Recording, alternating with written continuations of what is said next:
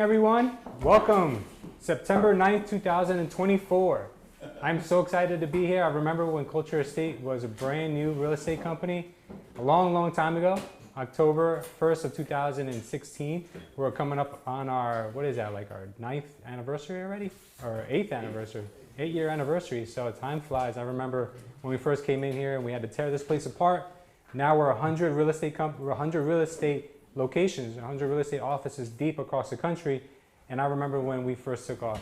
And Tom, you were here from the very beginning. You remember when the agents first started piling in here and you were training them? I remember when we recruited, absolutely. Exactly. So I'm really proud to be here, guys, and talk to you this evening about how we've grown as a company, as a corporation. And I really am glad that you guys have come along for the ride. And I just want to take this opportunity to, before we get started on today's presentation, just to give you guys the floor. You can come, Jen. I'll give you guys the floor so you guys can talk a little bit about what you guys have been able to accomplish in the last 5 years. I know we set this as a time frame 5 years ago that we would be reporting at this date to see how well we've been doing. So we'll go ahead and get started with, let's start in the back. We're starting in the back today.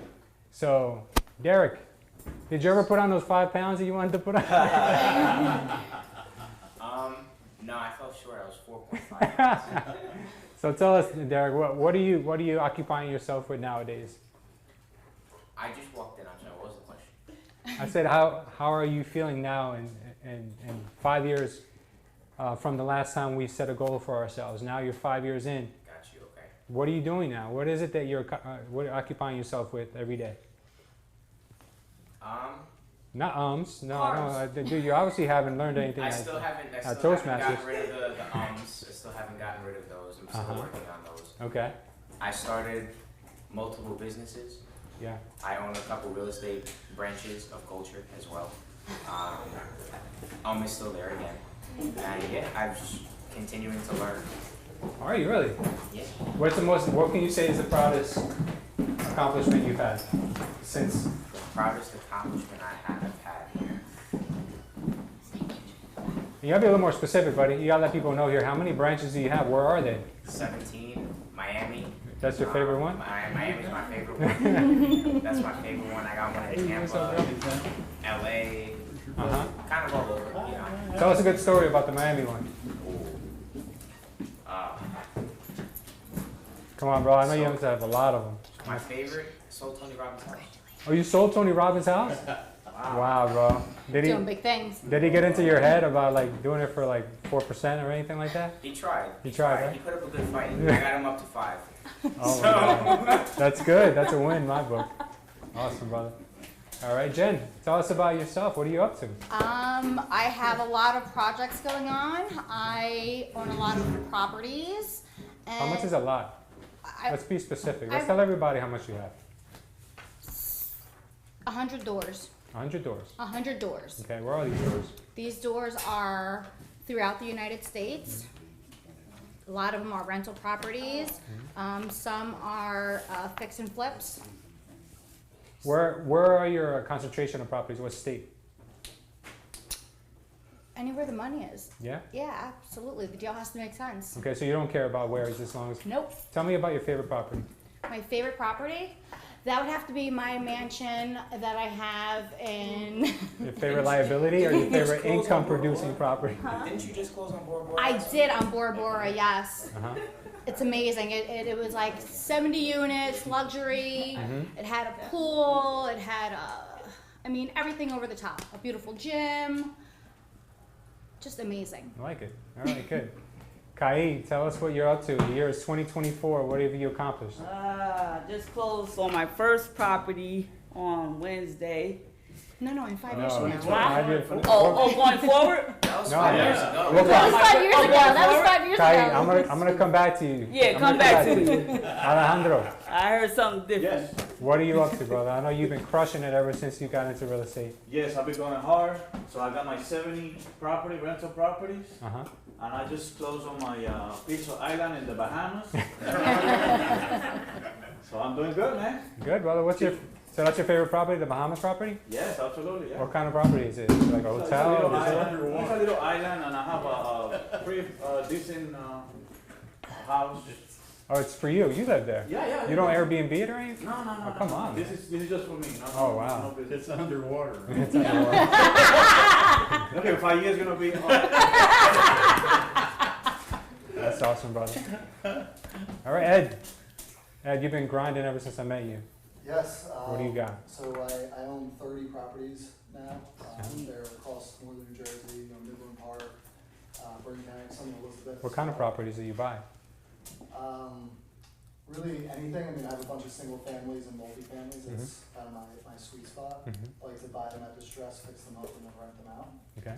I'm also, Hard Money Project has been a big success, as you know, Yeah. of course. Being my partner.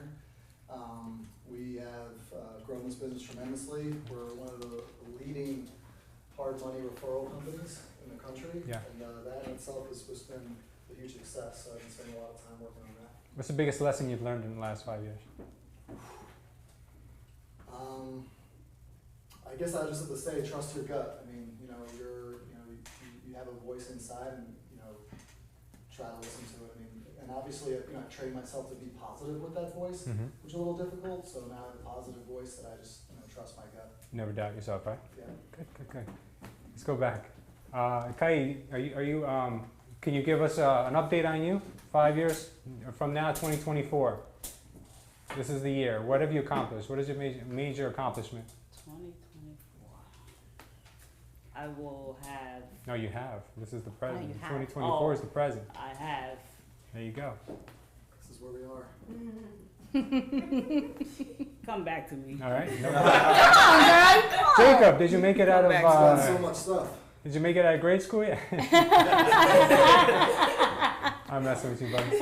He's Should like, start high school, what? right? Yeah. he'll be in the high freshman school. year of high school. Oh my God. Bridget, tell us about yourself. The year is 2024. What have you accomplished? What is your biggest accomplishment? My biggest accomplishment,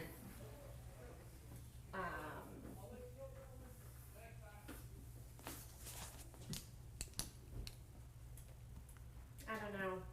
Come So back. many of them, right? There's so Yeah. many of them How many that I've kids been will- working on. How many kids will you have out of school by then? That would be, yeah, you're right. Not enough.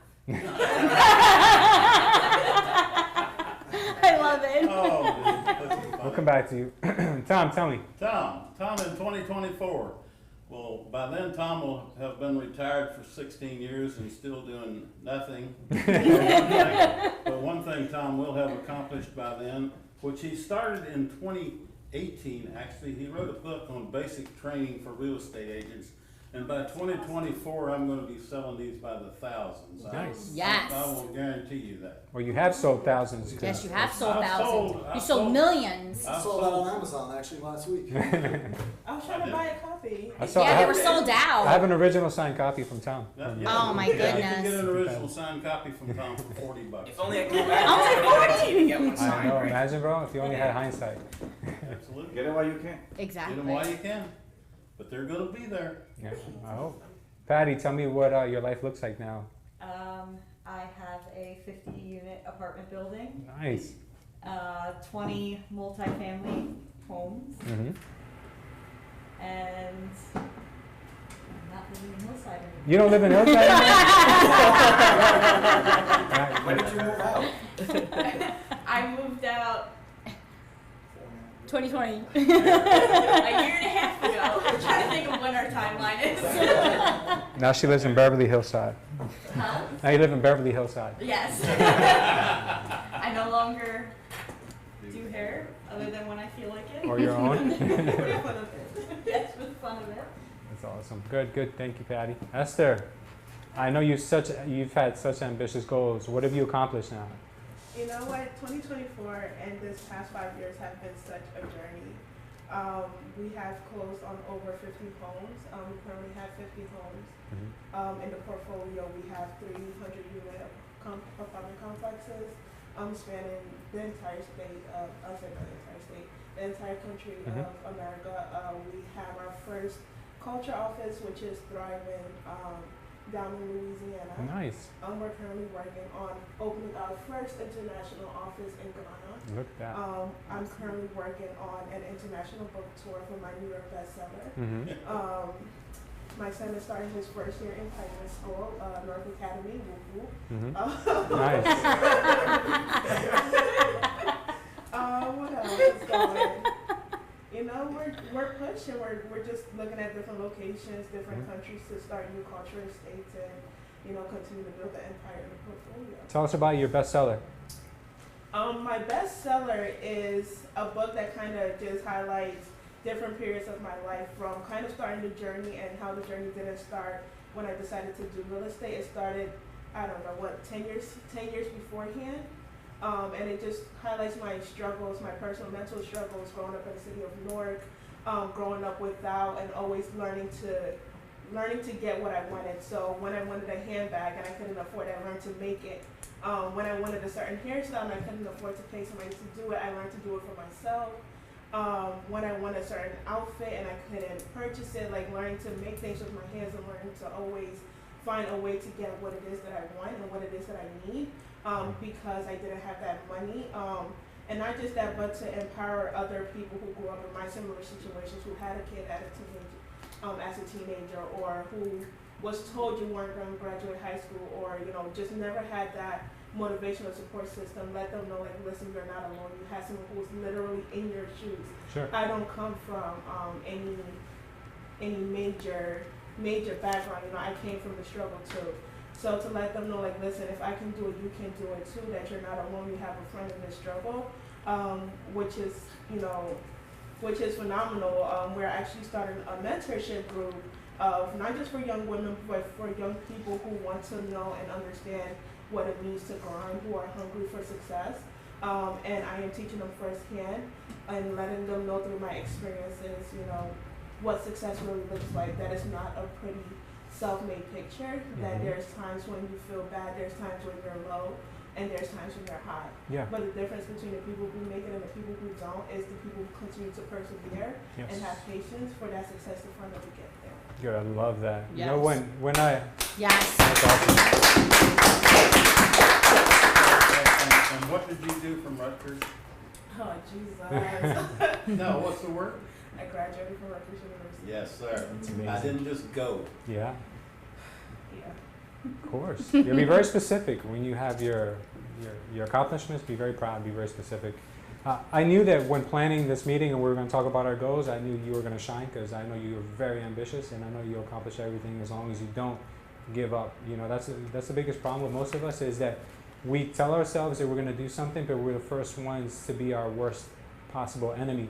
We can get in our own way. You know, we sabotage ourselves a lot of times, and it's really the only person that can stand in your way. There's nobody that can stand in your way. Not even the people who wish bad on you or the people who want to see you fail. Those people really, at the end of the day, they should be the ones giving you the most motivation, most energy, most everything out of anybody, because you want to prove those people wrong. So, you know, just be grateful for them as well. But the only person you got to watch out for is yourself. But you don't seem to have that problem, Esther. So great job. I'm really, really proud of you. Now, last but not least, we do have Joelle, and I know she's been very, very busy the last few years working on her stuff. And I want her to, if you could, you know what, stand up, because you're so far from the microphone, and you want to come over here and you can. And she's worked on it. She's been really good with her speaking, and public speaking has been out of control. Come over here so the camera can see. Okay.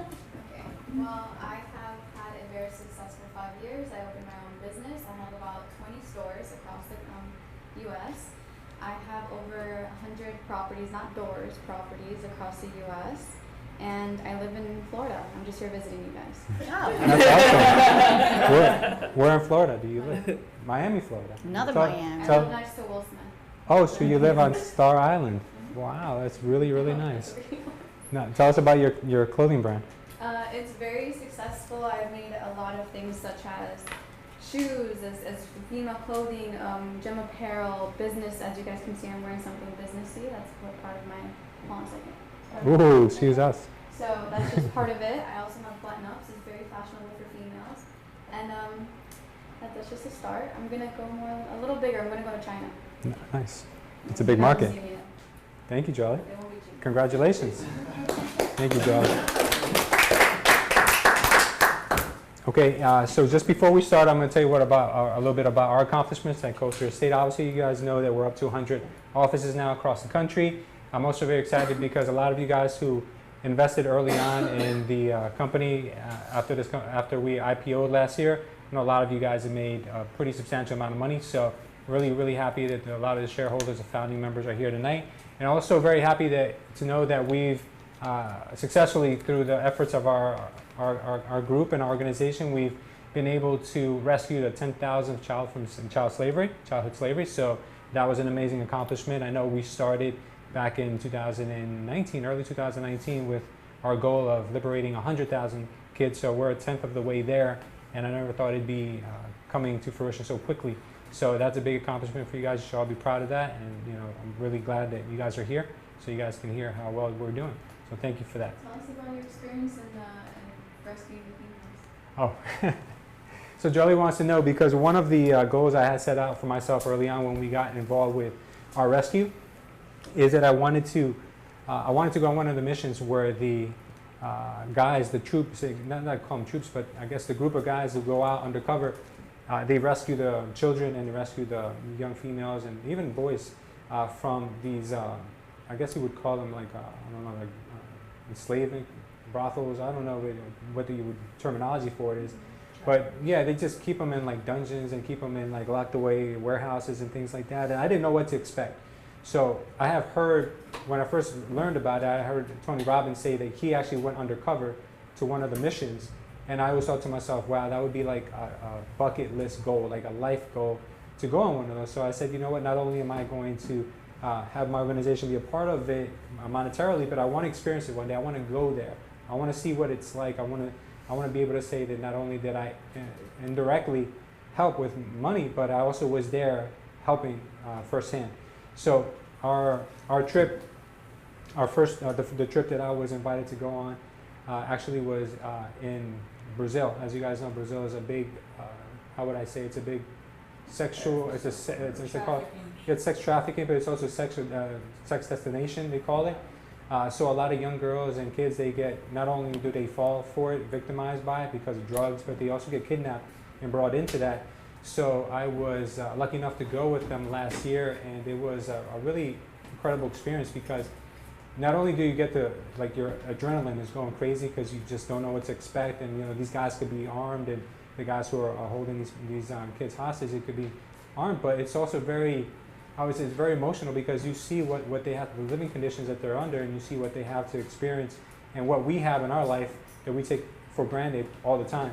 So I'm not going to get into too many details with you guys, but I do want to explain to you that if you can imagine the worst possible conditions that someone could live in, that's how they live. And when we were able to break into the location where they were, thankfully nobody was armed. Thankfully it was just a few men that were there. They were taken into custody right away, and we liberated about 10 young women that day, ranging from the ages of 10 to 18 years old. So there was definitely a good turnout.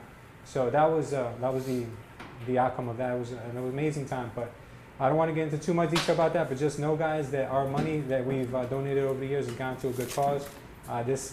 Unfortunately, this planet has a lot of evil, a lot of things that we need to work on. So know that one person can make a difference, because when I started with this goal, if I would have told myself that it's too big of a goal or it's impossible, there would have been 10,000 children that would have never benefited from our generosity. So give yourselves a hand for that, because it was because of all your hard work that we are able to do that. So good job. All right. So in the tradition of our masterminds, I want to talk to you guys today about something that a lot of us struggled with, and that's mindset, right? What we tell ourselves and what differentiates the person who gets mediocre outcomes to the person who is a top performer. So we're going to dive deep into the thought patterns and the rituals, the things that people who accomplish great things, how do they think? What do they do? What do they tell themselves?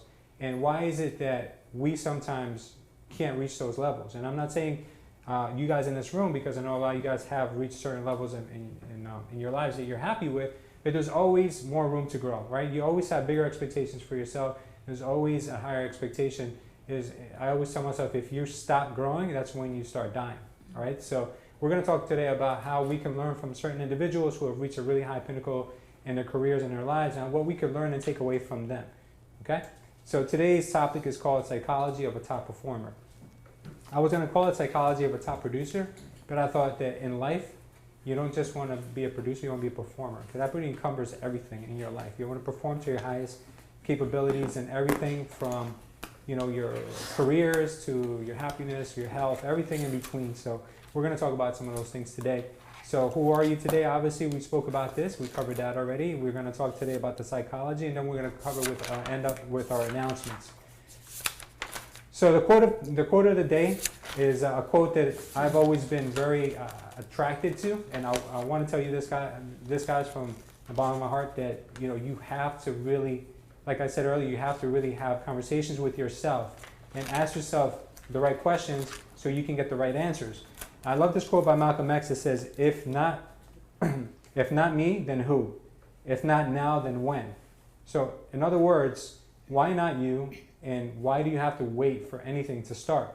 So a lot of people tell themselves, oh, that could never be me because I'm this, or that could never be me because I don't have that, or I'll start when this is ready, and I can't do that because I don't have this yet. So you're always sabotaging yourselves when you think that way. So if you've ever told yourself, I can't do it because, or that guy is so lucky, or that girl can do it because she's pretty, or I'm too old, or I'm not going to do that until I have this in a perfect place in my life, what you're doing is you're sabotaging any progress you could ever make. You're getting in the way of yourself. You're putting things in your own path that don't need to be there. So if you think about what Malcolm X accomplished, and Malcolm X, if you guys know his history, he went from being incarcerated to being one of the best well-known figures for change in the world. So, and he did that in a relatively short period of time. But his thought process, you can see from this quote, was that he can accomplish anything. And if you guys think the same way, you can do it as well, because Malcolm X at one time, he was a criminal. You know, he was just a guy who was looking to game the system. But then when he stopped being so selfish and started thinking about the greater good of others and the greater good that he can accomplish in his life, you know, he was able to do the things that he did. Unfortunately, his life was ended rather short. But just imagine what he could have ended up doing, going on a trajectory and a path that he had. So it all starts with the mindset, guys. It starts with the way you talk to yourselves, and what you tell yourselves is really important. Okay? So next I want to talk about a case study. I want to talk about certain individuals who've made it to a really, really high level in life. And the first person, well, the person I'm going to highlight tonight is Bo Jackson. Who remembers Bo Jackson from the 90s? Remember? Bo knows this, Bo knows that. You guys don't remember that? Bo was a big character. Football and baseball. Yeah, so if you guys don't know, I'm going to play a quick video for you guys, and I want to analyze something. So,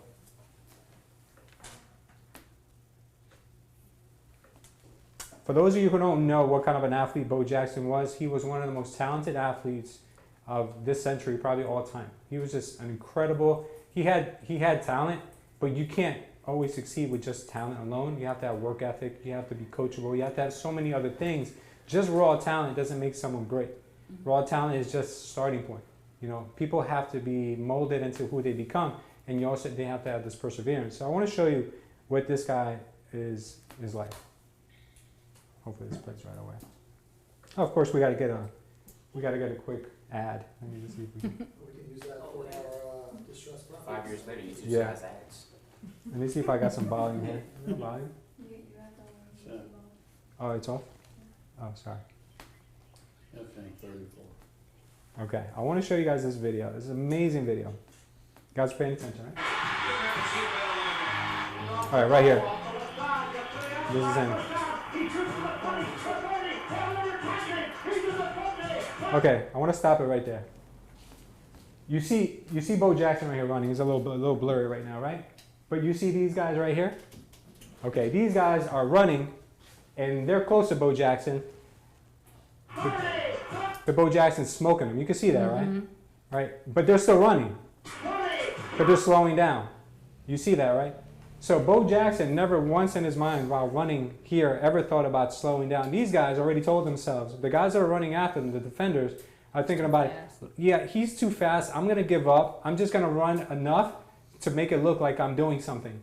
But these guys could have literally kicked it up a notch, pulled another 10% out of themselves, and probably caught him, clipped his legs, done something. Right? This guy, Bo Jackson, he's running through these defenders. He's piling through these defenders, He's running through them, and he's not even looking back for 1 second. He's just going, going, going. All right, you guys see him, right? He just scored a touchdown. He's still going. He keeps running. This is one of the most famous touchdowns in history because Bo Jackson literally ran into like the locker rooms. So what I'm trying to get at is that certain people, they don't ever stop. They don't just stop when you reach the end zone. They don't stop when you reach their goal. They just keep blowing right through it. You never look back, never look at where your competition is. They never try to do just enough to get by. They're constantly trying to smoke anyone. Now, the other guys who were trying to catch up to him, to me, they looked like they were putting on a show because they were running at the same pace as the guy next to them, the other defender next to them, and they just ran enough to just look like they were doing something. But the guys could have really kicked it up a notch. And that's what makes great people different from average people. Average people will do just enough. Great people will just blow through everyone. So you got to ask yourselves the same thing. Am I doing just enough? Am I doing what these defenders are doing? And am I going at a 9 when I could be at a 10? Am I doing a 6 when I could be at a 9? Ask yourself and be honest with yourselves where you are. And Bo never wanted to be second place. Bo never wanted to be the guy that was statistic. He wanted to be the guy who was famous for always being at the top of his game. Not only in football, but I don't know if you guys don't know that much about Bo Jackson, but he was an athlete. I mean, he was an accomplished athlete in track and baseball and football. It was unseen. This was never seen before. A person of his caliber who did so many different sports at such a high level. So now I want to show you guys something else, which is another example of what some people do. And I'm showing you guys football highlights. Not that I'm a big football fan or anything. It's the beginning of football season, so I kind of want to run with that theme just for today. I want to show you guys something. Check this out. Hold on a second, get the volume. Watkins, an 84-yard connection, a touchdown, singing tackle by the team. Check this out. Well, this is the same route they just missed a little bit earlier. You see he just goes right by Darren Walls, and this is unfortunate. Watching at the end here, he begins to showboat and eases up a little bit. Better field as a team. That's a rookie mistake by Sammy Watkins. Only changes game slow to begin to celebrate. Now, do you see that? Right? This guy is celebrating before he even reaches his goal. He thinks he's all that. Right? He starts letting his head get to him. Meanwhile, the guy who wants it more to him is right behind him, catches him, clips him, and that's the mentality difference between someone who's great and someone who's just going to be average. Now, I can only imagine how this guy felt after being tackled because he still had maybe 3 yards to go, and he got tackled right before he got there. His teammates were probably like, "What the hell is wrong with you?" And he's probably kicking himself in the butt. But it's his own fault. It's his own fault for giving himself too much credit too early on. Now, when we reach our goals, obviously, it's good to give ourselves that credit because we all deserve it. We all deserve to be given gratitude and the recognition we deserve. But this guy wanted it worse. I wanted it at a much higher level than the runner did. So as you can see, this guy right here, I'll rewind it just for a second. But look at what type of drive this guy had. Look where he came from. Look how far he was. Look at his speed. Wait till you see it from the back. That's a rookie mistake by Sammy Watkins. Only changes game slow to begin to. He said, if I can't catch you, I'm just going to take a leap at you. So by any means necessary, he got him. You understand? So this is the mentality that we have to get into as well, that by any means necessary, or however it takes, or whatever leap we have to take at the last minute, because life is a game of inches, just like football, right? You just got to be just a little bit better than someone else, and it'll make the biggest difference in the whole world. So just with the analogies I'm giving you with these football players, it just shows you in life it's no different. There's people who want it really bad, there's people who don't want it as bad, and there's people who think they are all that and they can relax. Meanwhile, someone else catches them and surpasses them really quickly. So going back to our case study for today, I want to talk to you guys about this gentleman right here, Bo Jackson. Bo Jackson, I want to use him because he's a really prime example of how accomplished someone could be. Now, Bo Jackson, granted, he was an athlete, born athlete, like he had the genetics for it. But there's a lot of people in this world who have great genetics and who are not accomplished because of their mindset, because they get into things they shouldn't do, drugs, alcohol. They get into just self-loathing. They get into maybe a sense of, just a sense of, no, not depression, but somewhat they think they deserve everything. Like a self-entitlement? Entitlement. They get into a sense of entitlement. No, everything has to come to me. I don't have to work for it. So with Bo Jackson, I want to explain to you guys what type of life, and to summarize his life a little bit for you guys.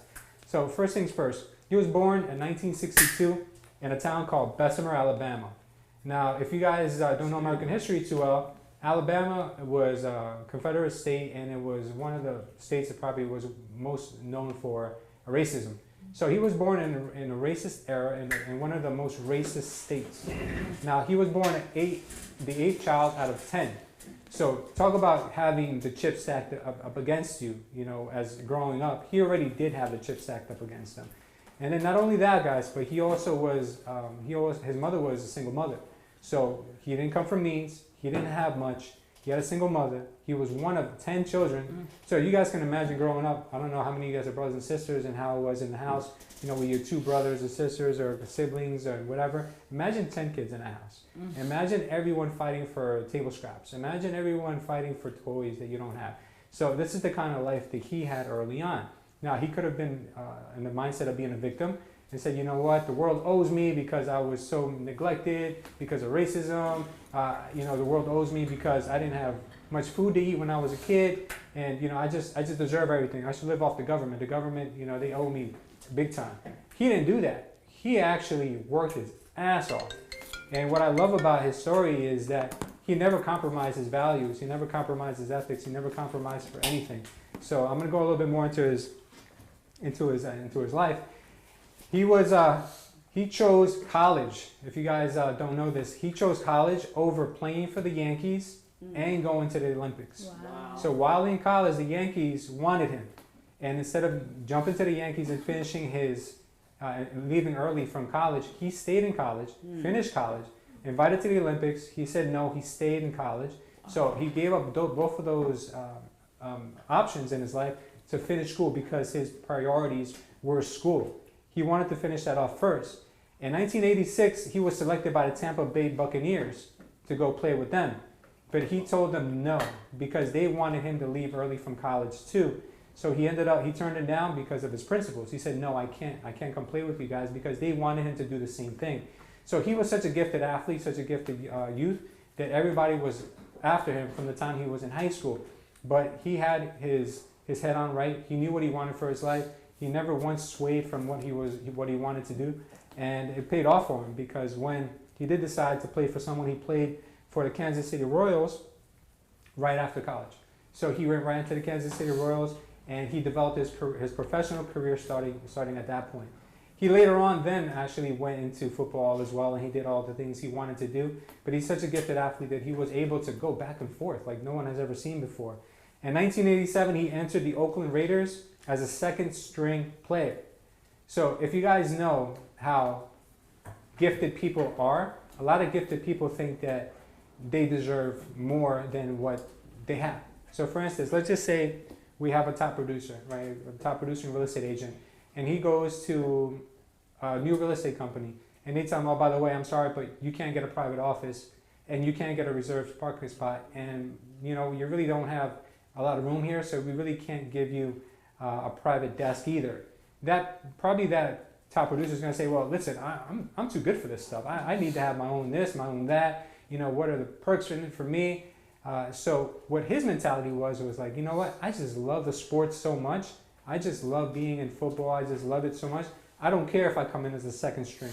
He was even playing AAA baseball, but he never cared for the glamour. He never cared for the recognition. He just cared because he loved the sport so much that he just went out and did it anyway.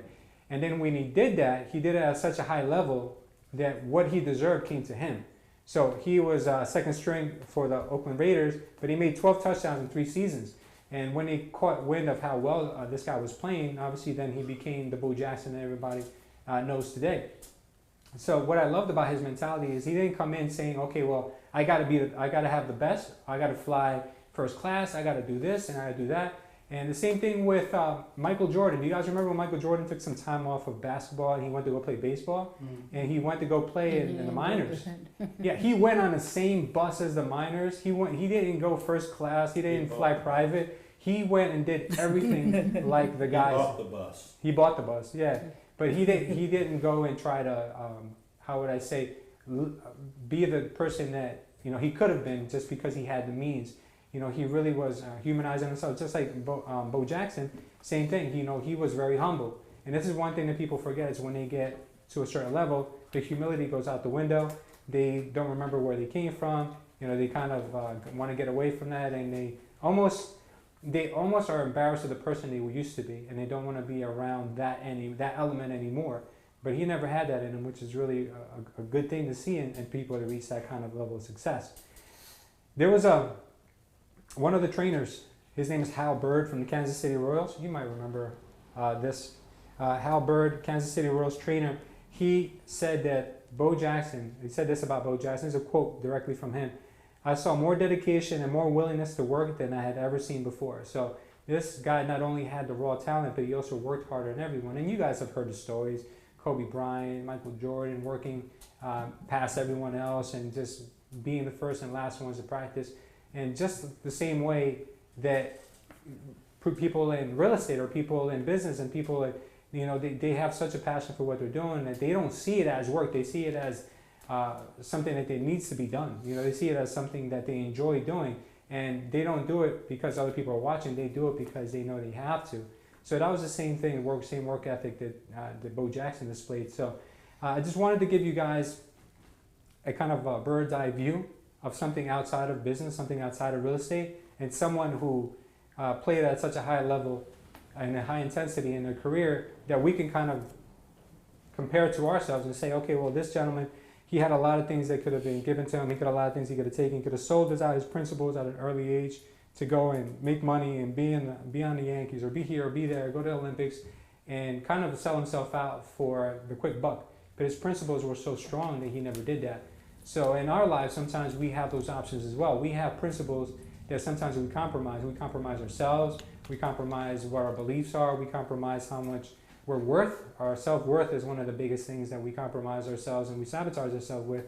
But you got to understand that in life, just like anything else, there has to be standards. We have to have these set expectations for ourselves and never, ever go in a different direction. If we find ourselves going into a different direction and living someone else's path just because we think that that's what we should do because they want it for us, then we know we're going in the wrong direction. Whatever our lives call us to do, whatever we know we have to do, just don't look anywhere else. Remember when Bo Jackson's running down the field, he's not looking sideways, he's not looking here, he's not looking to see what the fans are doing, he's not looking to see behind him what the defenders are doing. He's just going straight forward. So straightforward that he couldn't even stop. That's how fast he was going. He couldn't even stop in the end zone. He just kept going. So that was a very memorable touchdown. I wanted to share that with you guys because this is all the mindset that you guys have to understand that a top performer and a top performing athlete, top performing businessman, businesswoman has to instill in themselves in order to make it where they want to be.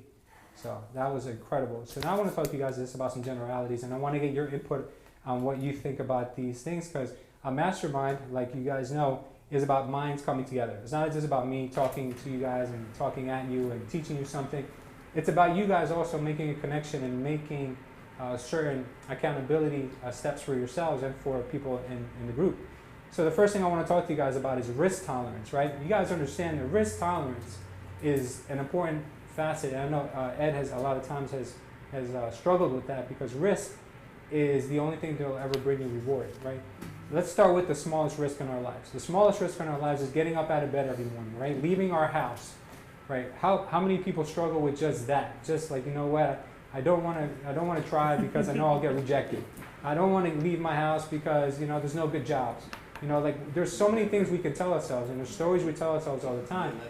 But we can get to as far out as saying, okay, I have $100,000 saved and I want to go into an investment. I want to go into buy a property. But let me just think about all the things that can go wrong. And let me talk myself out of it. Mm-hmm. And that's what a lot of us have done over the years, is that we've talked ourselves out of opportunities. We've talked ourselves out of our own possible accomplishments that we could do. there are certain times when I'm not going to tell you guys to be reckless, because being reckless is exactly that. You know, you're asking to lose your money. But if you've studied something enough and it's your passion and it depends on you succeeding, that's the best investment you can make. If you're the vehicle, if you're the investment, then make it. But a lot of times we talk ourselves out of it because of other people's stories and other people's expectations of what's going to happen. So real quick, Ed, I'd like for you to talk to us about risk tolerance, what you've learned about risk tolerance, and how you've learned to overcome it. Because I know this was one of your... Yeah, it's 2024. I remember your mentality. I remember your mentality of being worried about spending more to make more, taking on help, you know, things, buying properties that you didn't know if they would be working for you. Hey, go ahead. I'm sorry.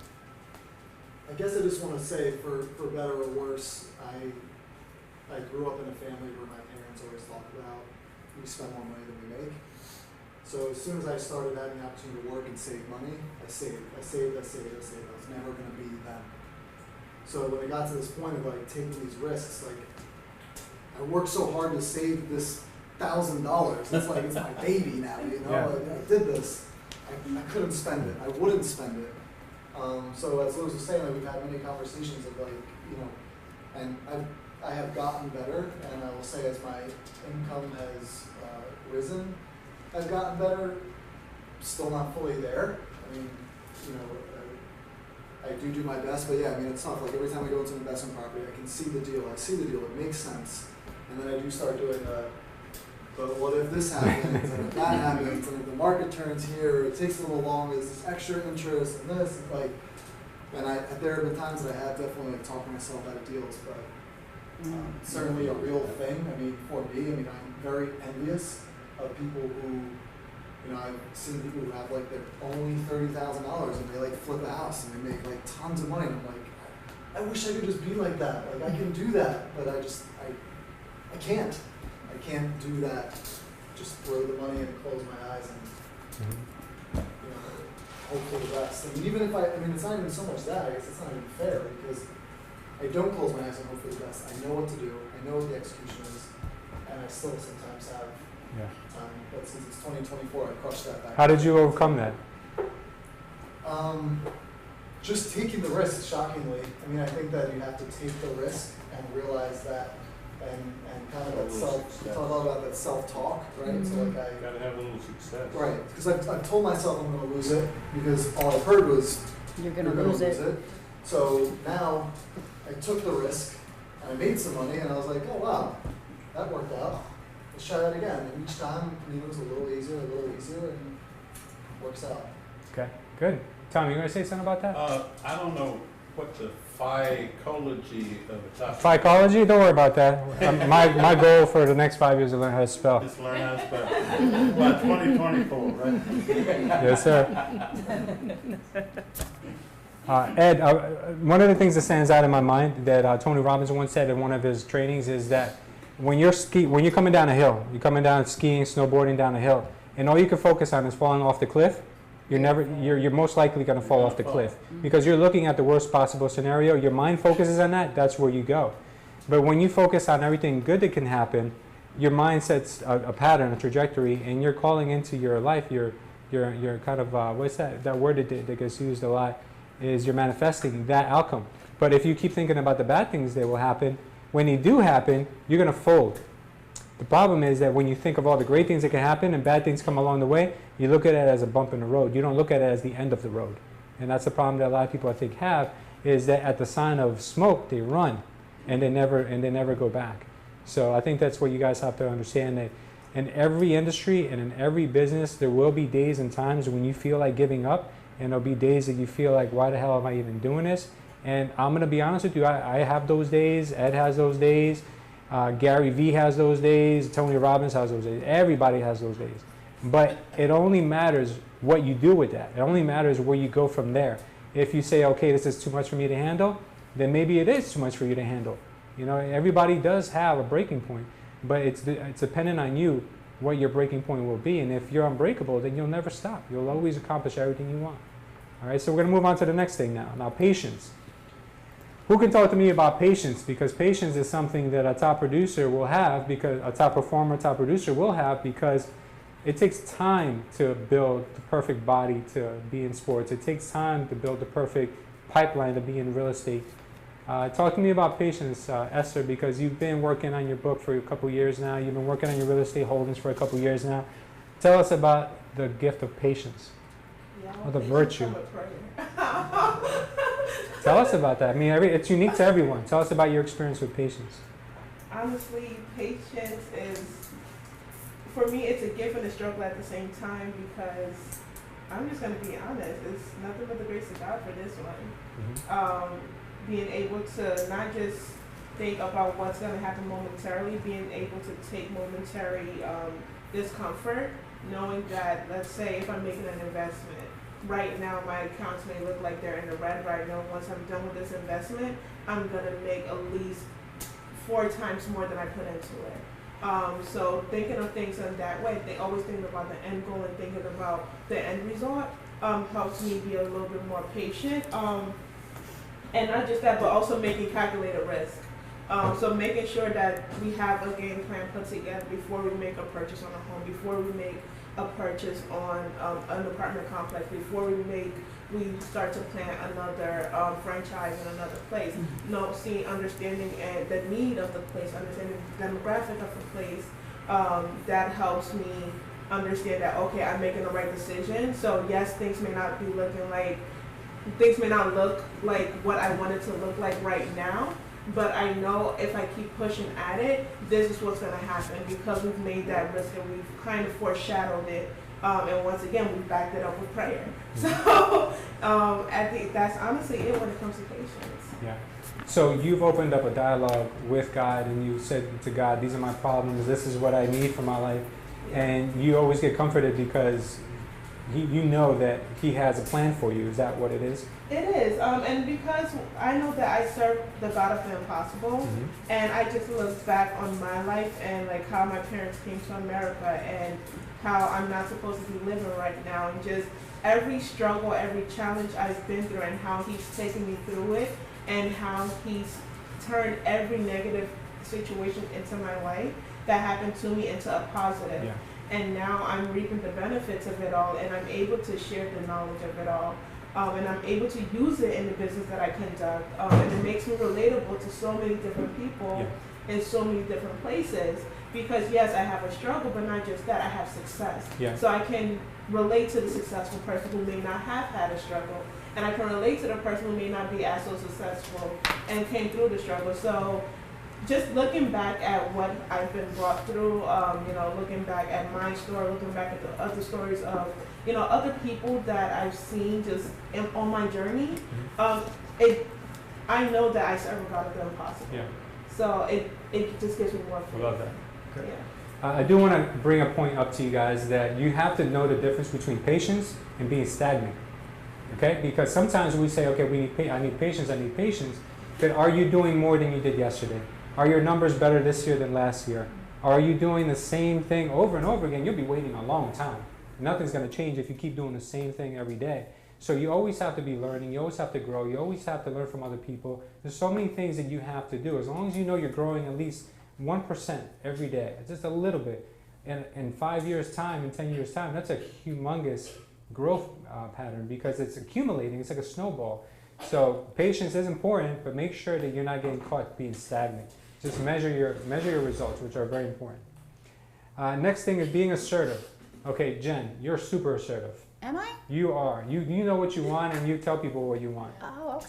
Tell me about that virtue of being assertive, and how important is that for being a top performer? I just feel like when you want something, you go after it, and you just focus on that main goal and getting it. And if I'm too assertive, is there such thing as being too assertive? I mean, Yeah. I guess. Okay. But it always works to my advantage. Okay. And what if somebody says to you, no? Do you find another way? Yes. Do you find another client? Yes. Do you find another house? You make another way. You make another way, right? Absolutely. Good. The no's are part of the yes. Absolutely. Of course. So it's really important in how you perceive everything. Being assertive means that you just have a lot of confidence in what you're saying. And the more assertive you can be, the more people will trust you, believe it or not. Because if you doubt yourself, why should they believe you? Oh, absolutely. There's no reason why. But ever since day one, you've already came in here. I remember when you first came to the office and you said, I'm going to be the top producer this year. I'm going to do this. I'm going to do that. And no one ever asked you. You just told everybody. So that's what I loved about you from day one is that I told you earlier, like, she's going to be good. She's telling everybody what she's going to be. She has no filter. That means that's definitely a good sign. So when I think assertiveness, I definitely see you along with this. And I've always thought that it's a gift because not everyone is born with that. We can all learn to be more assertive, but there's some people who it just comes out of their pores. And I feel like that's something that you definitely have. Okay, being coachable. Alejandro, you're the most coachable person I've ever come across. Anything I tell you to do, you do. You do it and you do it and you do it. And you've told me yourself. You tell me how high to jump, I jump. You've said it yourself. How high? Yeah, but look at the results that you've had, man. I mean, you're super successful. You sell churches. I'm like, who does that? Like, he told me before, he's like, yeah, I might wholesale the church instead. So, tell us about being coachable. Where did you learn to be how would I say moldable? Where did you learn that? Because being coachable is a trait, and it's something that's important for people to learn. I learned it when I was about, 13 years old. I really like computers, and I messed up my computer. Like I was trying to open it, and I messed up my computer. My dad was mad. He bring somebody. Yeah. So he was trying to fix it, and I was breathing on his neck. I looked at what he was doing. So he was like, "You like this?" He asked me, "You like this stuff?" I said, "Yeah." So I was like, "Okay." So he told my dad, like, "You should look into it. Yeah. Put it in a school or something." So I was going every day to school, like to repair computers. I was like 15 years old, and I used to go on my bicycle for like maybe about 40 minutes. Okay. Every Friday or Saturday. Like real happy. So they teach me, and I love what I learned, and I've been using it my whole life. Like I'll be fixing computers since then. First I had a hobby, then make it a business, and then I fix cell phones, tablets, and all electronics. Oh, that's so good to know. that's when it started. Yeah. But I like to learn. Like when I was going through college, I was tutoring, and I was learning more out of the people that I was actually helping. And yeah, that's how I guess. So you were a tutor. I was a tutor. Yeah, college. I always say to people, if you want to really, really learn something and master it, teach it. Because you learn twice. You learn when you absorb it, and you learn when you teach it, and you show someone else. Yeah, you learn it over and over. Tom he's a master at his craft because he's learned it, he's taught it over and over. And my grades just keep going. I was like scholarships and. Yeah, and I noticed early on how fast you picked everything up too when we were starting, when you first started here at Culture. And I saw that all you did was ask all the time, be present all the time, and just absorb. And every training we have, you're here. Inquisitive. Say what, Tom? Inquisitive. Inquisitive, exactly. Yes. Thirsty for knowledge, like a sponge. So that was important. Being coachable, guys, is a gift. Tom? The only thing I say about being coachable is if you're not coachable, you can't do this business. Yes. Do something else. You can't do much. I mean, there's a lot of great athletes that get passed up because of their attitudes, because they don't ever want to listen. They don't want to. Because they can't go in. If you're not coachable, you can't go any further. No. That's the deal. That's the same way with athletes. Yeah, absolutely. Okay, next thing is that you have to value people, right?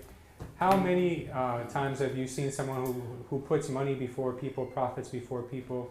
I think being a people person is super important. And that's why when I chose to make Derek our sales manager, I did it not because I thought that he would make a good addition to my staff. It was because I knew that my agents would benefit tremendously from it because he gives without the expectation of receiving anything in return. He really cares about how well people do. He cares so much about that. So Derek, I want you to tell us about how it's important to value people. I feel like that's probably one of the most important things. I mean, unfortunately, we live in a world where money does run your life. If you don't have it, like, you can't do much, and it's sad. But I'm sure you've heard, like, and many people say, and like Gary Vee talks about it all the time, like, if you give and without expecting to receive, like, things do come to you. Yeah. But I mean, it's just, I don't know, it's just, I've always liked just helping people, I guess, since I was like little. Yeah. I don't know where I got it from, I don't know, I guess, yeah. In your nature. But I think it's super, super important. Yeah. That I think will, genuinely caring about people and giving, I think will bring you more money than having the intent to go out and get money. Sure. I definitely agree. I remember when you first came on as an agent and I saw how you would help other people, knowing that what you were teaching could possibly take clients away from yourself. And when I saw that, I said, you know, this guy, he has the gift. He has what I have. Because I don't have a filter. I'll teach you and tell you anything that'll help you. And I saw the same thing in him, and I saw that he had the patience for people, he had the ability to teach people, and he was super smart. Well, he is super smart. So I said, you know what, this is someone who is definitely the right person for the job. And not only that, but the sky's the limit. When you have people skills and when you care about people, that's what makes a great leader. That's what makes a great CEO. That's what makes a great businessman. So that's a quality that a lot of us have to sometimes work on, because we do feel sometimes that profits come before people, or you know, end of the year reports are more important than how somebody feels. The overall feeling of an organization is more important than how your profits are that year, because you can make profits, but you can't make people. You know, you have to be happy where you are, and you have to be happy with the people you're with. So that's important, Derek, and I really think that you're the right person to call on for that. Next is making other people feel special. I'm sorry? Can I jump Yes, in? of course. Go ahead. On value people. Value on people, that absolutely. note. Yes. Since I've been coming into the office recently, Yes. more frequently, working on my deal, we talk about Derek and how helpful he is Yep. with his spirit, right?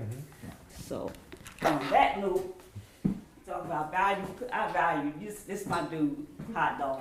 Hot dog. First I want to have. Look at that. See, Derek? Hey, And I don't get it. I know we do things and we don't expect nothing in return. That's peace. That's beautiful. That's your heart when you give and you don't expect nothing. Yeah. But when God put, or your higher power put somebody in your circle, you want to show them how you appreciate them, the whole nine. So on that note, from I just want to show you my appreciation from my heart to yours. That's my heart to yours, because you deserve it.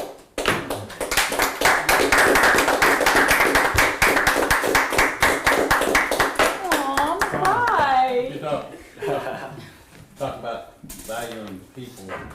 What I get out of this stuff, and what I get out of being here, is that I look around and once in a while I say, damn, a year ago she wasn't doing anything. And a year ago she wasn't doing anything. And right now I'm looking at two people that a year ago didn't have a nickel between them. And they've spent probably 10, 15 hours apiece with me. And that's my value. And I say, hey, gosh darn, these people can do this stuff. Of course. You know? I get it.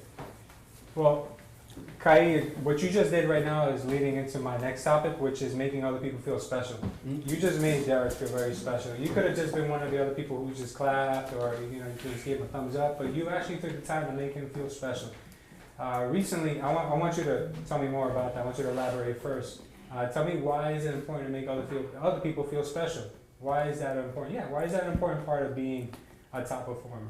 Because you have to show that you appreciate someone when they do things for you, they help you learn something, or they just show up for you, emotional support, any kind of support. And it's important because that person won't feel like, sometimes the person may feel like you're taking advantage of them at a certain point, like that, every time I turn around, and they never say thank you or I appreciate. Oh, I make it a point to say I appreciate you. If you notice when I'm talking to people, I say I appreciate you. I learned that here. I appreciate you. Even at work, at my full-time job, I tell people, the cleaning people, I appreciate you. They come and I appreciate you, thank you. Because it doesn't matter what a person does, it's the quality of the work that they do, how it affects you, how it impacts you. Of course. And that means everything. That's why I love him to pieces, because he takes the time, like, patience he's the epitome of patience. Yeah. You know, This guy. and I really appreciate that. It's so important to make somebody feel that. You gotta make them, I tell them all the time, I appreciate you, you know, like, thank you so much. And, Yeah. you know, I never take anyone for granted because his time is valuable as well, right? Yeah, I would think one thing that makes us all the same is that we all have those days where we don't feel appreciated or we don't feel like we're doing the right thing. But when I don't know if you guys have ever noticed, but there's times where I keep thank you notes up on my wall for like months at a time. And it's because those little thank you notes sometimes make me feel like, wow, somebody really took the time to tell me how much they care.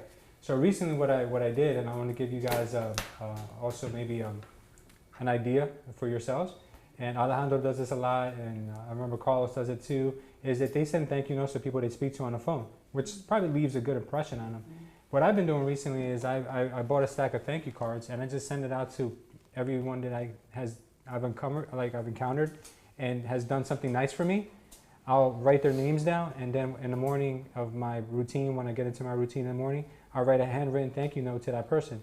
So they'll get it in the mail and they'll receive it, and they'll be like, wow, someone really took the time to send me this.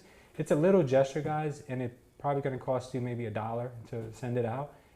But it really means a lot to people. I don't know about how other people receiving it feel, but when I get it, I feel like, oh my God, I can't believe this person took time out of their day to write something in themselves, pick the card, lick the envelope, put the stamp on it, go to the post office, go to the mailbox. It really just means a lot. You know, I don't know if you guys have ever done that. You don't even have to do that. You can maybe pick up the phone and tell somebody how much you appreciate them, how much you value them, or even just tell them if you see them. Because a lot of times we don't get that chance to tell people, and we wish we did. You know, and sometimes there's not another opportunity to do it. Tom? Try that with open house customers, Yeah, following up on open houses. that could be. Good thing. That could be a good Because nobody thing. else does it. Yeah. You do it. There's 100 people out there doing an open house today, and you're the only one that Sure. sent them a note. Try that, guys, for the next week. Keep a notebook with you. I don't know how you guys keep your notes. Whoever does something nice for you, whoever does something that sticks out in your mind, just write their name down and do something for them in return, and just see how your life changes in the course of the next 30 days. And we'll check it out next time we meet, maybe in a couple weeks. Okay, constant optimism. Okay. Who here is a constant optimist? Who is always feeling like it's sunny days and it's never a bad time? No, It ain't all rainbows and sunshines over here, I'll tell you that. That's a very difficult thing to do. I hardly see Alejandro mad, you know. But I want to give people the opportunity to speak. I want to give people the opportunity to speak because. Maybe behind closed doors he's not. But Yeah, I mean, look, guys, it's hard. It's hard for anyone to be a constant optimist, and I don't think you can be. But what I have learned is that you can make a good situation out of almost anything. Absolutely. Aside from death and taxes, but I think you can pretty much make a good situation out of most things, and that's what we kind of have to learn. I don't know anyone here can give me. I want this is obviously a talking conversation between us, and I want you guys to give me your input too, but. I want you guys to think about things that have happened in your life that at the moment you were like, why me? Oh my God, this sucks. My life is terrible. And they found out it was the biggest blessing. Jen, please. So I go. had my first time home buyer seminar and I was so stoked, so super pumped. I had all my notes written down. I mean, I had my title company, I had the lender, I had the lawyer, everything was set up perfect. Yeah. Nobody showed. It was the hottest freaking day. The air broke, Yes. and nobody showed up. Mm-hmm. So we had our mastermind meeting, and it was to feed the homeless. Yes. So even though I actually went on my social media and I said thank you for everyone who did show up, because I went to Linden, Elizabeth, Newark, and I actually drove around in the rain that day for homeless people. And I don't want to cry, but there was a lady there with her children, and the little girl didn't even have shoes on. And I'm saying to myself, you know what? God had a bigger a bigger picture for me. I was so ambitious and so excited to teach and learn, but I actually got a lesson out of it. Yeah. And How about that? Look at that. it was so humbling. Hmm. It was so humbling. Yeah, that's what life's about. It's just finding the best out of everything. I mean, we could That's always awesome. complain about something, but it takes a real special person to find the silver lining in a bad situation. So next time we're up against the wall or we feel like, oh, why me? Like I always like messing with Ed because Ed always comes to me with problems. I'm like, all right, let me one up your problem. I always tell him. It's so unfair. He's always like, "What's up?" And I'm like, and he's like, "No, tell me." I'm like, "I don't want to. I don't want to." And he was like, "No, talk to me. What do you got going on?" And he just like was like, "Do you want to hear something?" And I said, "This is going to be so unfair that it's going to be so much worse." And I will tell you whether he wants to say it or not, but like, he trumped me. Mm-hmm. Like the issue was like, I was like, "Well, great." I was like, I don't even want to say I'm happy because that would mean that I feel like that I'm happy you have big problems. Yeah. I was just like, I'm just going to walk away from it and I'm just going to leave the conversation. But think about it, guys. I mean, somebody lost a loved one today. Someone didn't wake up today. So we all have to put our problems into perspective. And I'm one of the ones that needs help. I mean, we all need help. I feel like sometimes I get so overwhelmed on something. I get like super anxious about things. But then what I've learned to overcome is that when you don't know the outcome of something, putting yourself through it at that moment and then putting yourself through it when you actually have to deal with it is unfair because you're putting yourself through it twice. Mm-hmm.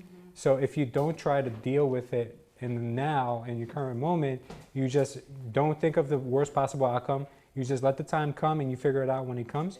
Then it might not even be what you think. It may not be the end of the world. And if it is the end of the world, it's only once. It's not twice, you know. So that's something I've struggled with, but I've learned to overcome that it's not the end of the world. Okay, lastly, being self-motivated. I want my two girls over here, Bridget and Patty, I want you guys to talk to me about being self-motivated. You guys came on as the dynamic duo. Tell me about keeping yourselves motivated. We'll start with Bridget. Bridget, tell me about what motivates you. My bank account. Because you see so many zeros in it, you're like, yes, I want to keep making more zeros. Where did all those zeros go? It's tough. Yeah, my husband is a good motivator. He's actually good. I don't want to use the word pimps me out, but our both of our husbands are very good at drumming up business for us. That's so very good. They keep us motivated by calling us throughout the day to see if we're working on leads. What are we Taking doing? us out to dinner just to scold us. Yeah. And what we could be doing better. They do, and they're our toughest critics, but they're our best, our biggest fans. So that really helps. So it's not a lot of self-motivation needed. No. I just have to get up, and it's all there. You don't get the opportunity to do it. Patty, tell me about your definition of self-motivation and how you've been able to channel that. I mean, like she said, I don't really get a chance to be self-motivated because Rob incessantly puts it into my brain to be motivated. High standards, right?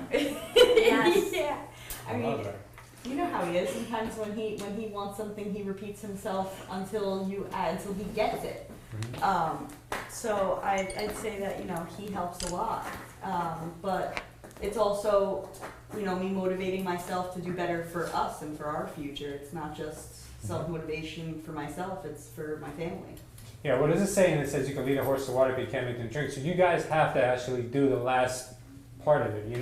It can say, come on girls, get it together. Right. And you guys could be like, yeah, sure, and then go get your nails done, right? Right. And it's happened. It's tempting. It's And they- happened. and You're they right. call you up I and always that's have my phone, so I'm always working. That's hilarious. No, but look, at the end of the day, if you don't have self-motivation, you'll never be able to make it in business. You do have to be able to just push yourself through those days. You just don't want to do it. You don't want to have to make the calls. You don't want to have to deal with clients. But you do it anyway just because you know that there's a bigger goal. You know, you don't, and a moment of sacrifice will equal a lifetime of satisfaction. So you guys know that, and going through those tough times, it's only temporary. Absolutely. You build up your strength, during those tough times, and then things become a lot easier. And those things that were hard before become super easy. So that's what we're talking about. John, we're talking about the psychology, or physiology, as Tom would say. However you spell The it. psychology of a top performer, a top producer, and I was getting everyone's take on our topics here. So I'd like for you to tell us a little bit about what the mindset of a top performer looks like. What drives you? What is it that motivates you? Tell us about what it is that you think is a big key component. Ironically, I was just reading up on this all this year. So it's, I forget who did the study, but the top performers in each industry all focus on top line revenue. Top line revenue. Top line revenue. So for the non-business people, money, just make money. Once you have the money, you'll figure out what to do with it. But they always focus on, I need to make this much money. I need to make this much money. They can lose half of it, but they don't care. They only focus on this much money for this period, this much money this period, over this period, this period. So just top line revenue. So measurables, right? Measure. Top performers, they always measure themselves, right? Whether you're a track star, you Yes. run, see how fast you run a quarter mile, or you're in business and you're measuring your top line revenue, like you say, John. And there's measurables, right? That's how we know we're growing. Because remember what I said when we're talking about patience, don't mistake patience with being stagnant, because you have to measure what you're doing. And what John's saying is 100% on the money, because a company could be successful and be stagnant, right? Because you know you have the potential there to grow, but you don't because you're comfortable. And what happens is you missed it. I had a football highlight here where the guy got real comfortable before he got to the end zone and he got tackled 3 yards short. I'll play it for you because I'm sure you probably saw the game. I know you're a big football fan.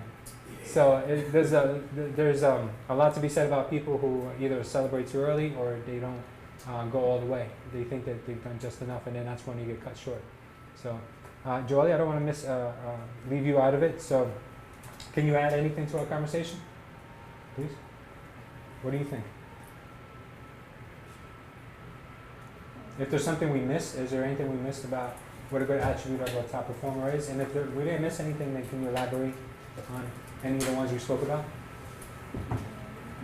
Speak up so they can hear you, because the mic's all over there. Okay, I'm not very optimistic, but what I can say is that the way I've seen you work motivates me to work harder. So, So- that's possible. So she brought up a good point, is being around other people who motivate you and bring you up, right? Tom, go ahead. Yeah. Yeah. One of the things that's part of it, it's in my book. About Go out and get it now. It's on Amazon. It's right here, I can read it to you, no. One of the things about being self-motivated that helps a lot of people is self-evaluation. Yeah. You keep looking at what you're doing and you say, okay, what am I doing wrong? What am I doing right? God bless you. What can I do here that'll make it a little better and get me a little more motivated? And once if you do this evaluation of what you're doing, and then you correct your mistakes, and then you go back and practice them, you get better at it. And the more, like me with this stuff, I can play one-on-one with you guys all day long, and I'll whip all over you. But it's good. You won't be able to talk when I get through with you. But you know why? Because I've evaluated it so many times and changed what I say so many times and what I do so many times. And that's a big part of it to me. You go out on a listing appointment and you don't get the listing. Okay? Why? Why did I not get the listing? Well, I couldn't handle the objection about the commission. Or I couldn't handle the objection about the price. Or what should I have done differently, da-da-da-da-da. That sort of thing. And a lot of that it will help you get more self-motivated. Sure. Absolutely. It's right in the book, too. Don't forget it, guys. He's got his book on Audible, Amazon. Where can we find your book? Go out and get it. Where can you find my book? Amazon. No, Right here.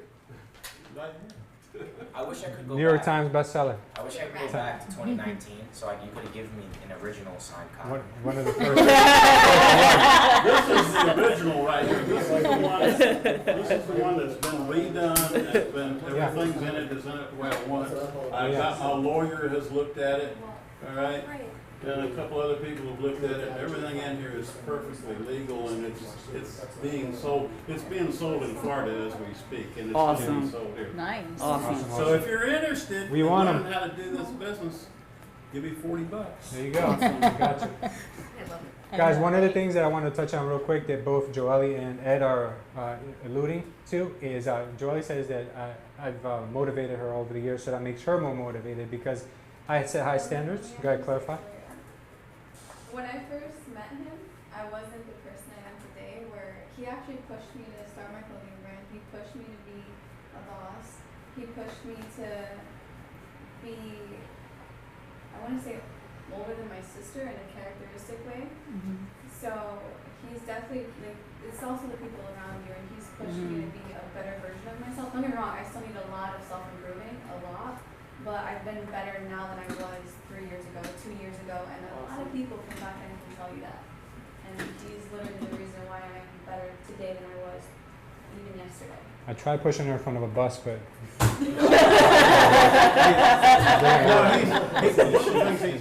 like compliments, and he just like threw me I in tried. there. He's pushed you to learn how to talk to people. Yeah, he's also pushed me to Learn how to actually talk speak to in front people. of people. And to Yeah. talk, and to just generally talk to people. I tell you, can I get time Yes, for a please, little of course. story? I first walked in here the first time, I don't know, 18 months or so ago, and I met him. And I said, damn, I left here, and this is God's honest truth. I left here and I said, damn, this young guy, I'm really impressed with. This is somebody that's gonna go somewhere. Because I worked for Jim Wakert for a long time, and he owns the largest real estate company in America. One of the 500 richest people in America. He started out at 19 years old with absolutely nothing and no college education. And that's where he is today. But you can look at him and talk to him and say, damn, this guy says the right stuff all the time, you know? And I look at him and talk to him. I walked in here tonight and he says, oh, I'm so glad you came. I appreciate your coming. And I said, damn.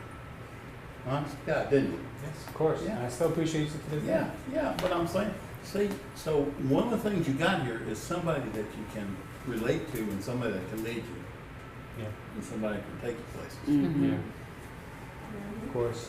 It's not what you know, it's who you know. Yeah, that, No, that's that definitely ain't, true. that ain't who you know, it's, you get to know people. Exactly. Putting yourself in the Some outside. of them you don't want to know. That's right. So the next topic that Jolie and Ed were talking about is being around the right people and surrounding yourself around not only like-minded people, but people who will constantly push you and stretch you.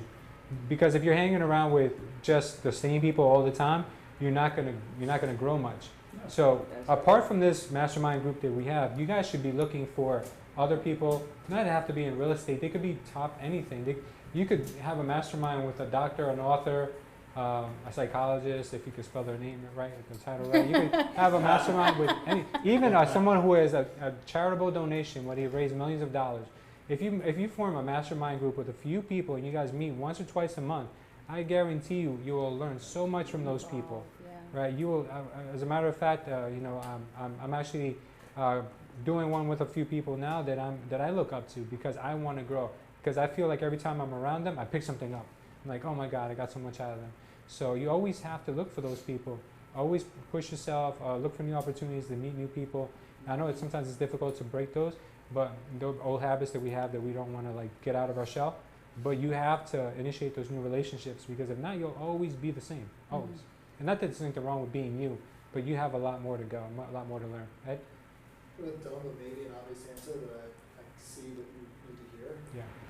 How do you get these people who are so much more successful than you, Sure. or, that you look up to even want to spend time with you, not just be like, kind of charity for them, right? Like, and Yeah. this Sean Kidd or whatever, right? Like, what are you saying to them to, besides like just saying, will you mastermind with me? Well, Esther, please. That's kind of like a prequel to his question. Uh-huh. How do you first even find these people? Good To question. ask them the question.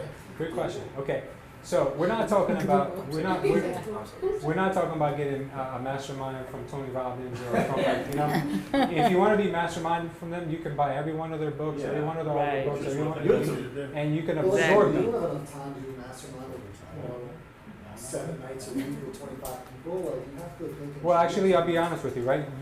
So let me just give you guys an example, right? What a lot of people don't have who are successful is a lot of time for organization, right? But every successful person is successful because they know that the learning and growing is important, right? They know that. If you were to, let's just say you started a mastermind with 5 people, and you were like the little guy. You're like the I would say the youngest and the least successful out of all of them. But you got let's just say you picked a guy who is like has 300 units, right? And then you pick a guy who owns maybe a nationwide mortgage company. And then you pick a guy who has maybe a doctorate in something. And then you pick the fourth person who is maybe, I don't know, maybe he has a patent on something crazy. You might be the little guy, but you'll get the first guy excited about the second guy, the third guy excited about the fourth guy, and before you know it, you have these people who are there, but you organized it, you put it together, so the value you brought is that you organized the group. Now, think about it, right? They're not getting excited because Ed Hendrickson's in it, but Ed Hendrickson is going to absorb everyone's information because you organized it. So when you sell it as, and a lot of times people in business do this, they bring one sponsor in because they tell them, yeah, you know, Coca-Cola is sponsoring it, so I think that this would be a good opportunity for you, Sprite, to get into the mix because, you know, we have these people coming. You don't want them represented and not you. You know, you kind of like almost like bring them to the table together because you use one person's attributes, use one person's popularity to influence another person. So you could do something like that if you wanted to get really creative. You could just say, okay, let me write a list of people who I know maybe live in northern New Jersey, or if you're going to do it all via Skype, I think that has a bigger probability of dying out. But let's just say you find very successful people in northern Jersey, and you make a list, right? Don't make a list of 4 and expect to get 4 out of 4. You make a list of 20, and you expect to get maybe 4. So what you do is you find those people, and then you start reaching out to them, cold call them. You know how to do that. Cold call them, reach out to them, email them, text them, social media, whatever you got to do, and tell them that you're starting this amazing mastermind. And one of them is going to say yes, and you got your first one. And then if they ask you who else is going to be in the mastermind, you say something, I'm not at liberty to say yet, but believe me, you're going to be very impressed. You know, something like that. And then you get the next person, and you get this person. Now you could use the first person's credibility to get the second person, and then you got yourself a mastermind.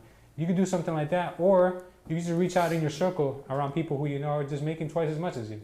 You know, just figure out how they're doing it, and then you can scale up. Maybe do a 1-year term, you know, with these people. There's so many ways, guys, to network with people that are more successful than you. Going to networking events, you can do a lot of networking there, build off of people, meet a lot of people who might be able to influence your life. You know, you never know. You never know. John, I'm sure you have some ideas. Give us some ideas. If you have a targeted piece of, like, if there's certain people you want to meet, the way I was taught in college was you basically think about where you want to be in whatever your goal is, and you list the top 5 people that's already doing it. Yep. Chances are they hang out in the same places, they do the same things. If you actually research, and now that we have Google, well, we had Google when I was in college, I'm not that old, but it's a lot easier. We have social networks and things like that. Just LinkedIn by itself, you can see that they all have commonalities, and you just hang out where they hang out, and you'll naturally meet them. Yeah. And that is the easiest way. Now, the more organic way is the way I did it, is, like I said, there's meetup groups, there's Facebook groups, there's all types of like actual groups you show up to just to network. If you go to the same 3, you'll meet the same 5 people. And those same 5 people, when I started doing this, I was literally a nobody. I had no listings, I had no contracts, I didn't know what I was doing, but I kept showing up, and they thought I was like, oh, you do this and that, and yeah, you know. Yeah. All I do is show up. But they like I said, the top 5 people usually do the same thing. And those top 5 people showed up to those same groups. Now that I'm showing up to the same groups as these top 5 people, they think I'm doing the same thing they're doing. I'm not, I'm just showing up. I could barely afford the cover. But at the time, it didn't matter. Now, you know, basically what happened from there is I got probably my first 3 investors I got with. And they were big dogs. They were buying, 10 properties a month.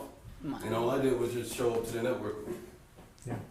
And one of the biggest things that you got to remember too, when networking with people that are in a much higher level than you, don't always come across as, I need you to mentor me. I need you to help me. Because then people are going to be like, I have no time to even give to my children, let alone you. So you got to come across with, listen, I have something valuable for you. I'm a master at this. I'd love to help you with it. Or listen, do you have a need for any how would I say, any investments? I have a ton of investments. People love when they know the opportunity to make money. So, you can say to them, listen, I'd love to network with you about, talking investments. I'm putting together this mastermind. I'd love for you to be a part of it. I can share with you a lot of the real estate knowledge I have. Maybe you can bring in some of your knowledge, and we'll get a couple other guys. I'm sure you can do it. If you make anything your goal, your priority, you can do it. And I think masterminds are one of the quickest ways for you guys to get there. And networking, obviously, but being a mastermind is good because there's accountability. People have to be there. You know, if not, you get cut from the mastermind group. But that's why you hear sometimes people paying like 25 grand, 100 grand to join mastermind groups, because the people in those groups are like big dogs, you know. Yeah, they're serious people. You could join a golf club, you know, I mean, that's a way to do it, but I mean, why do that when you could just, you know, find people locally? Social media has brought everyone together. Find people on social media, be surprised how many people will respond to you. You just got to give the value first, don't forget about that. It's actually a good idea. Union County actually has a free golf, well, 3 free golf courses. You just have to pay a membership one time a year, and you go to all 3. Look at that. Unlimited amount of time. That's awesome. Yeah, some of the more affluent people in this world, they all network on a golf course. Even though I'm a terrible golfer, but I gotta make time for that. So bad. Yeah, maybe in 2029 I'll be better golfer. That'll be my next goal. Anyone want to add anything to this? Because we're gonna move along. Anyone? Any closing thoughts? Okay. I think the psychology of a top performer, top producer is important. You guys got to remember, whenever you have those moments when you're in doubt or you have chronic pessimism, you know, because I know sometimes we get into that, where we have our day, our week, where we're just so down. We just have to be grateful. A good exercise I do is I write down everything I'm grateful for every morning, and it really does carry on to most of the day, the rest of the day. The fact that I'm in a good headspace. So if you start your day off thinking about all the great things that you have, and start the days with all the goals you have for yourself that day, it's good. And I always tell you guys too, don't just have average goals, have big goals. Have big goals, but break them down so you can achieve smaller parts of the bigger goals on a daily, weekly, monthly basis, and you'll get there. Believe me, a lot of people underestimate what they can do with enough time. Okay, now I want to talk to you guys about the announcements. First thing I want to talk to you guys is about the new mastermind space and the lounge area. So as you guys know, we have the lounge area out in the back. So what I'm doing now is we're going to be conducting our masterminds on the other side, because I feel like the masterminds need to be open, airy. I need to have sunlight. Like I don't like being like in the basement. It feels kind of gloomy. So we're going to be doing the masterminds from the other side once it's done. I need about another week or so. Hopefully by the next mastermind we can have it on the other side. Now, just by a show of hands, who prefers mornings over afternoons? 9 a.m. over 6 p.m. Okay. Okay. Okay. So that's a majority of everyone here. Does anyone really love afternoons over mornings? Okay, good. All right. I feel the same way. I think that mornings, after doing this experiment tonight, I feel like the mornings are definitely good. You have more energy. Yeah, I feel like in the morning I can could learn more. Right now, I like enjoying Yes, because, learning run around curve. all day, Yeah. and I'm like, oh, you have to. I get you. Best to learn So- early so in the the- morning. Yeah, I wanted to experiment on this because a lot of the people who need the mastermind are part-timers. So I thought that my office would be full of part-timers tonight, but as you can see, the only one that we have is Kaid that came to join us. Thank you, Kaid, for being here. Get it, You girl. don't take off. You don't take off in the morning.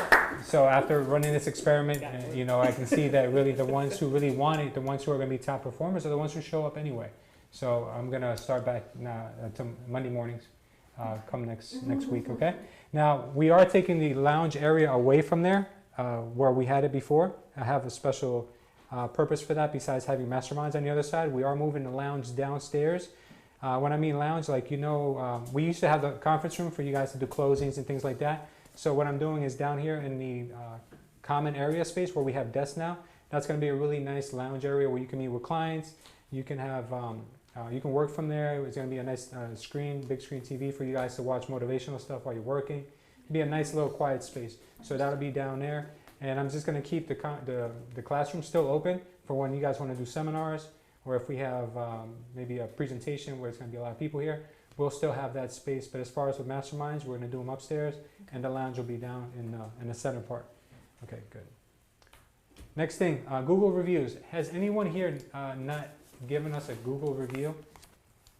If you guys haven't, don't feel you know, embarrassed or anything. I would appreciate if everyone in this room could write it down on your to-do list right now, or if you can pull out your phone. I sent that link a couple months ago, right? I believe I did. Yeah. Yeah, okay, so if anyone hasn't, just take the time to review us on Google.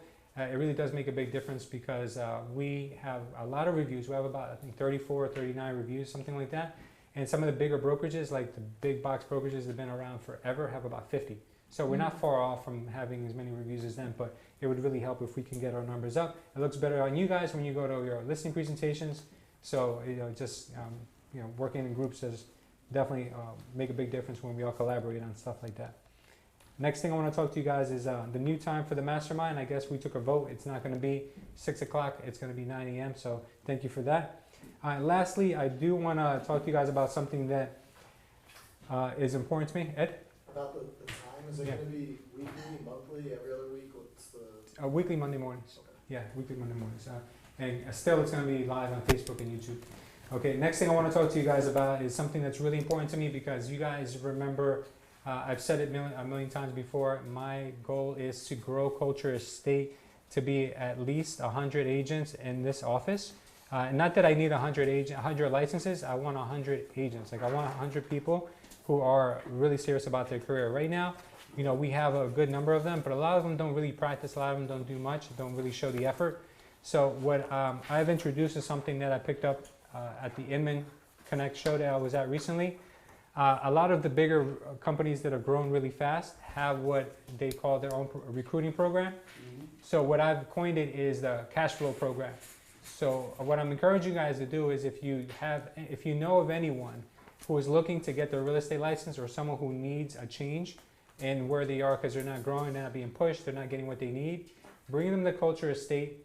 You will earn 5% of anything that Culture Estate earns on them for life. So as long as you're at Culture Estate, you'll earn whatever we earn, 5% on whatever we earn from them. So bring as many people as you know or people that may be good for the industry. I meet people all the time who I feel like, oh my God, you'd be great for real estate. Bring them on. It'll help you guys. I mean, think about it. If you have 4 people who are making, I don't know, an average 10 grand a month, let's just say between the 4 of them, 5% of that's an extra $500 or however, I don't know, I can't do the math in my head, I don't know what that is. It could be something, guys, so just think about it. It's a program I'm going to start advertising now. Nice. So it's going to be a staple for Culture Estate. It's a recruiting program that is not only going to benefit us, but also you guys. I want you guys to feel like you're growing with us because at the end of the day, Culture Estate, we're only as good as the people who work here. So we definitely want you guys to be also a part of it and helping it grow. All right, so Alejandro, you were I saying? have an idea because a few people ask me like, do we sponsor Real estate agents? the license? Yeah, I had a program for that. So people don't appreciate something they don't pay for. So what I do is, if somebody passes and they come to Culture Estate, we reimburse their first, in their first closing, we reimburse their school. That's the idea. Yeah, because if we pay for them, they're not gonna take it seriously. They're not They're gonna, not. they're not gonna pass it. So you guys know it's So not. reimbursement? Yeah, we'll reimburse their school at their first closing. Wow. Yeah. So yeah, if you guys know people, please bring them on. That's one of our goals is to hit 100. We've come really close. We've come to like 97 at one point, I think we were at. But like I said, I prefer quality. Like if I had 20 people who are producing like crazy, I love 20 people who produce like crazy. But my goal would be to have 100 people who are producing like crazy. Because why? Because that's going to help us grow other Culture Estate locations in other places. So the quicker we can grow this one, the quicker we can grow into other places and other locations. So you're definitely going to all benefit from that. Tom, you were going to say something to you? No. Okay. Thank you, Tom. Okay, so that's my last announcement.